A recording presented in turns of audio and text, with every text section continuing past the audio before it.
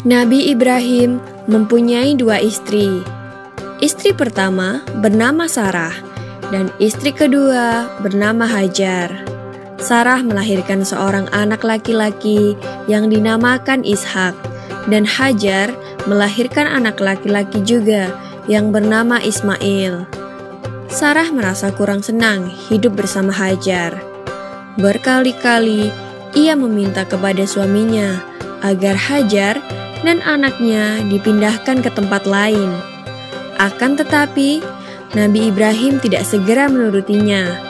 Barulah setelah menerima perintah dari Allah, Nabi Ibrahim mengajak Hajar dan Ismail pindah ke Mekah.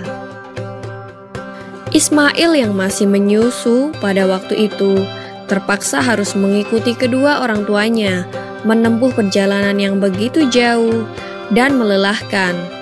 Hajar dan Ismail ditempatkan di daerah padang pasir yang tandus, sunyi, dan terik matahari yang menyengat kulit. Tak ada seorang pun di sana kecuali mereka berdua. Setelah beberapa tahun Nabi Ibrahim alaihissalam meninggalkan anak dan istrinya itu, ia pun merasa rindu. Beberapa kali ia mengirim utusan untuk melihat keadaan anak dan istrinya itu. Dan ketika utusannya mengatakan bahwa anak dan istrinya dalam keadaan yang baik-baik saja, Nabi Ibrahim pun merasa lega. Ternyata kehidupan istri dan anaknya itu diberi serba kecukupan oleh Allah Subhanahu wa Ta'ala. Hajar dan Ismail dianggap sebagai pemilik dan pemimpin di Mekah, karena mereka berdualah yang pertama kali menetap dan bertempat tinggal di sana. Demikianlah Nabi Ibrahim tidak dapat menahan kerinduannya. Ia pun berangkat ke Mekah dan bertemu dengan Hajar dan Ismail di padang Arafah. Anak dan istrinya itu sedang menggembalakan hewan ternak yang cukup banyak. Dalam perjalanan pulang ke Mekah, setelah menggembalakan ternak, mereka beristirahat di Musdalifah karena kelelahan dan akhirnya tertidur. Dalam tidurnya yang sebentar itu, Nabi Ibrahim alaihissalam mendapat wahyu melalui mimpinya. Ia diperintahkan oleh Allah untuk menyembelih Ismail. Anak kesayangannya itu harus dikurbankan sebagai bukti patuhnya Nabi Ibrahim terhadap Tuhannya. Seketika itu juga Nabi Ibrahim terkejut dan berdebar-debar.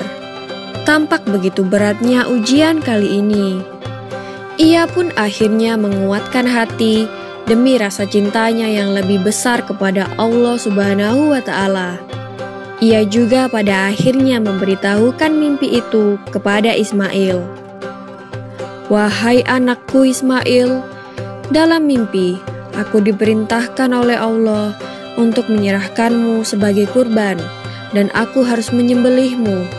Bagaimana pendapatmu, wahai anakku?" Kata Nabi Ibrahim. Ismail pun menjawab, "Wahai ayah, sekiranya itu perintah Allah, maka laksanakanlah apa yang telah diperintahkannya kepadamu. Aku akan tetap sabar dan ikhlas menerima cobaan ini." Dikisahkan iblis berusaha merintangi perintah Allah kepada Nabi Ibrahim. Berkali-kali iblis membujuk Nabi Ibrahim agar tidak melaksanakan perintah itu. Namun Nabi Ibrahim tetap melaksanakan perintah Allah, dan godaan iblis yang begitu dahsyatnya tak akan mampu meruntuhkan ketaatan Nabi Ibrahim kepada Allah. Nabi Ibrahim membawa Ismail ke atas bukit. Di sana, Ismail mengenakan kain penutup mata, dan pedang tajam pun sudah dipersiapkan. Ketika pedang itu sudah berada di leher Ismail, tiba-tiba tubuh Ismail pun diganti dengan seekor kambing yang gemuk oleh malaikat Jibril. Dengan demikian, selamatlah Ismail dari penyembelihan. Allah Subhanahu wa Ta'ala berfirman kepada Nabi Ibrahim, "Hai Ibrahim, kau sudah melaksanakan perintahku dengan ikhlas. Sebagai gantinya, aku berikan binatang ternak untuk disembelih. Ini adalah cobaan besar bagimu." Peristiwa itu terjadi pada tanggal 10 Dzulhijjah di Mina, dan sampai sekarang dirayakan seluruh umat muslim sebagai hari raya Idul Adha. Dan umat Islam yang melaksanakan ibadah haji juga dapat melakukan kurban di Mina sebagai penghormatan atas Nabi Ibrahim alaihissalam. Demikian kisah Nabi Ibrahim alaihissalam. Semoga kisah ini dapat mempertebal iman kita kepada Allah Subhanahu wa Ta'ala. Amin ya Rabbal 'Alamin.